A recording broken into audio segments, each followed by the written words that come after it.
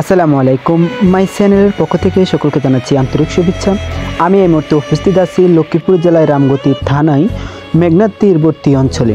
দুপুর 12টা থেকে প্রবল বেগে পানি ছুটে আছে লোকালয়ে। এলাকাবাসী ছেলে সন্তানকে নিয়ে এগিয়ে যাচ্ছে আশ্রয় কেন্দ্র। তলিয়ে গেছে শতাধিক বসতবাড়ি, বৃদ্ধরা ও শিশুরা চলে যাচ্ছেন আশ্রয় কেন্দ্রে। কপালে চিন্তার বাজ পড়ল মৎস্যচাষীদের। মৎস্যচাষীরা বলেন, নেই কোনো আগাম প্রস্তুতি, নেই কোনো আগাম বার্তা। বেশি গেছে মেঘনার জলে তাদের শ্বাসকৃত মাছ। পড়েছে চিন্তার বাজ।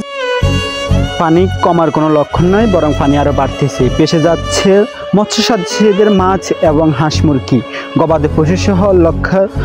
তলিয়ে গেছে শতাধিক চাষির শ্বাসকৃত সবজি। কপালে পড়েছে চিন্তার বাজ। কীভাবে পরিশোধ করবে কৃষি ঋণ?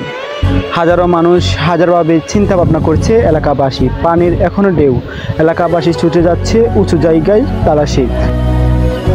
গতিবেগে ছুটে যাচ্ছে পানি। তলিয়ে গেছে ঘর বাড়ি, ফসলি জমি, হাট বাজার। কারো কারো বিটেতে কোমর পর্যন্ত পানি। স্থানীয়রা বলেন, আগাম কোনো সতর্কবার্তায় না থাকায় নেই কোনো প্রস্তুতি। বেসে গেছে নিজেদের প্রয়োজনীয় জিনিস। হাজারো নিজেদের প্রয়োজনীয় জিনিস বেসে গেছে জোয়ারের পানিতে। বেসে গেছেন হাঁস মুরগি, নষ্ট হয়ে গেছে